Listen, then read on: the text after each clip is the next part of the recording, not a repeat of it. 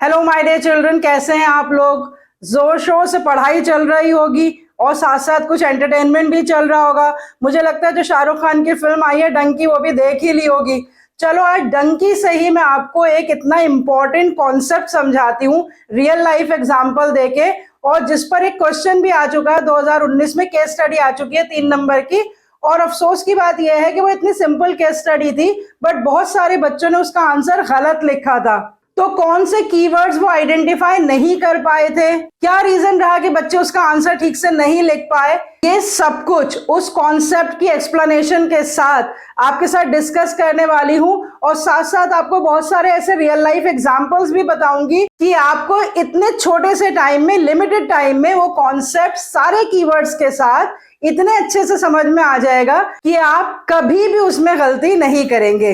अगर आप मेरे चैनल को पहली बार देख रहे हैं, आप सब्सक्राइबर नहीं हैं, तो प्लीज मेरे चैनल को सब्सक्राइब कर लीजिए और वीडियो को बिल्कुल एंड तक देखिएगा ताकि आप कोई भी कीवर्ड और की पॉइंट मिस ना करें। तो let's connect to commerce and let's understand the concept.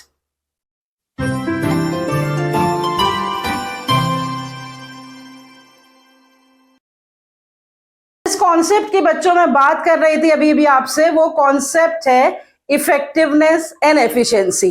हमारी मैनेजमेंट की जो फर्स्ट डेफिनेशन हम शुरू में ही पढ़ते हैं, वो डेफिनेशन क्या है बच्चों?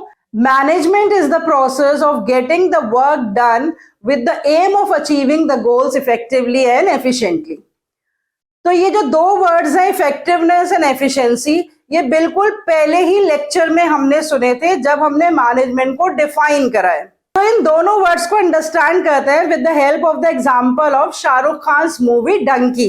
ये मूवी 100 करोड़ से ऊपर के बजट में बनकर तैयार हुई है और इसका एस्टिमेटेड प्रोडक्शन टाइम था और रिलीज होनी थी 21 दिसंबर को। तो अब इस मूवी की इफेक्टिवनेस और एफिशिएंसी के बारे में डिस्कस कर लेते हैं।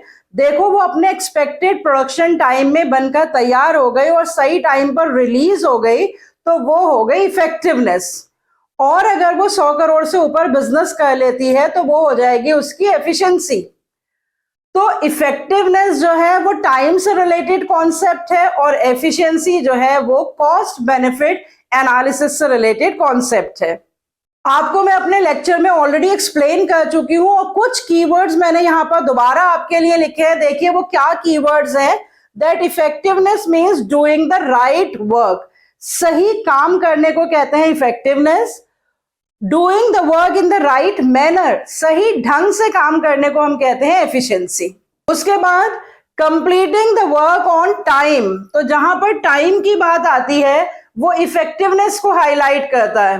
And completing the work with the minimum cost, तो कॉस्ट की जब बात आती है तो उससे एफिशिएंसी पता लगती है। So effectiveness is determined on the basis of time and efficiency is determined on the basis of cost benefit analysis।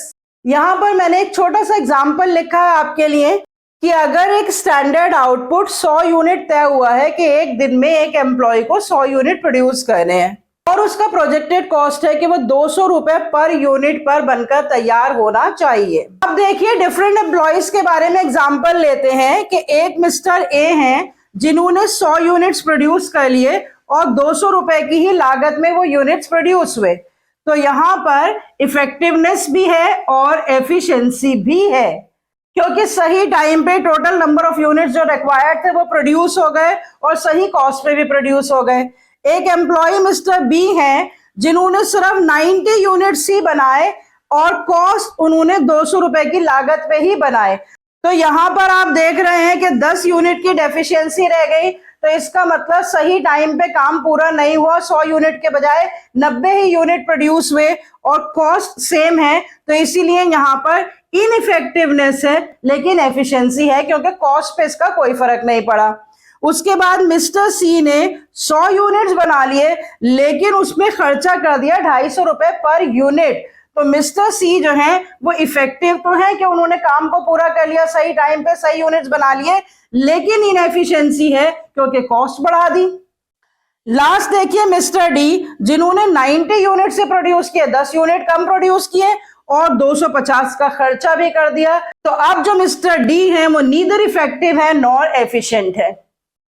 तो बच्चों इस तरह के और भी बहुत सारे एग्जाम्पल्स लेकर आप इन दोनों टर्म्स को एक्सप्लेन भी कर सकते हैं, अंडरस्टैंड भी कर सकते हैं, और इनसे रिलेटेड कोई भी केस स्टडी आए उसको भी आसानी से आंसर कर सकते हैं। जैसे मैंने अभी आपसे डिस्कस करा था, केस स्टडी आई थी एक 2019 में, वो केस स्टडी मैं अभी अभी आपके सामने स्क्रीन पर शेयर करूंगी, और उस केस स्टडी के बाद आप बताइएगा कि एक्चुअली उसका आंसर क्या होना चाहिए। बहुत ही टेस्टी ये केस स्टडी है। एक लड़की मीता जो कि आइसक्रीम का बिजनेस करती है, उसकी प्रोडक्शन एंड सप्लाई करती है। तो एक बार मीता कॉस्ट कटिंग करती है तो उसकी डिलीवरीज जो है वो डिले होने लगती है और उसका बिजनेस डिक्लाइनिंग मोड में चला जाता है। फिर उसके बाद वो एक्स्ट्रा लेबर एम्प्लॉय करके ऑर्डर को टाइमली कंप्लीट करती है, लेकिन उसका थोड़ा सा कॉस्ट बढ़ जाता है। तो अब इस केस स्टडी में क्या क्वेश्चन पूछा गया और उसका आपको क्या आंसर लिखना है, तो मुझे कमेंट बॉक्स में लिखकर बताइए। मैंने अभी अभी आपको बताया कि उसके आंसर बहुत सारे बच्चों ने गलत लिखे थे, क्योंकि शायद उनको बेसिक कीवर्ड्स की अंडरस्टैंडिंग नहीं थी। तो मैंने आपको कीवर्ड्स बहुत ही अच्छे से एक्सप्लेन कर दिए हैं कि सही काम करना इफेक्टिवनेस, सही ढंग से करना एफिशिएंसी, काम को टाइम पे पूरा करना इफेक्टिवनेस, काम को कम कॉस्ट लगाकर पूरा करना एफिशिएंसी। तो the time tells about effectiveness and the cost benefit analysis tells about efficiency. एक और एग्जांपल आपको एग्जामिनेशन पॉइंट ऑफ व्यू से बताती हूँ कि आपका बिजनेस स्टडीज का 3 घंटे का पेपर होता है, जिसमें आपको 34 क्वेश्चंस अटेम्प्ट करने होते हैं, और वो पेपर होता है 80 नंबर का। तो उसमें आपने सोच रखा है कि आप 70 नंबर से ज्यादा मार्क्स लेकर आएंगे। तो अगर आप 3 घंटे में पूरे 34 क्वेश्चंस अटेम्प्ट नहीं कर पाते हैं, आप उसमें से सिर्फ 30 या 32 क्वेश्चंस ही अटेम्प्ट कर पाते हैं, तो आप इनइफेक्टिव हो गए। और अगर आप पूरे 34 क्वेश्चंस अटेम्प्ट कर दें लेकिन फिर भी आप 70 नंबर से ज्यादा मार्क्स नहीं ला पाते, तो आप इनएफिशिएंट हो गए। और अगर आपने सारे क्वेश्चंस अटेम्प्ट करे, 3 घंटे में पेपर पूरा कर लिया और आपके 70 नंबर से ज्यादा भी आ गए, तो आप इफेक्टिव भी और एफिशिएंट भी हुए। बच्चों हमेशा लाइफ में कोशिश करना कि आप जो भी काम करें उसमें इफेक्टिवनेस और एफिशिएंसी दोनों देखने को मिले। तो आई होप कि ये कॉन्सेप्ट आपको बहुत अच्छे से समझ में आ गया होगा, और जो केस स्टडी मैंने आपसे स्क्रीन पे शेयर की थी उसका आंसर मुझे कमेंट बॉक्स में लिखकर बताइए अगर आपको ये कॉन्सेप्ट अच्छे से समझ में आ गया हो। And please please please share with other students also if you find the explanation interesting and clarifying. See you next time. Till then, goodbye. Stay healthy and connected.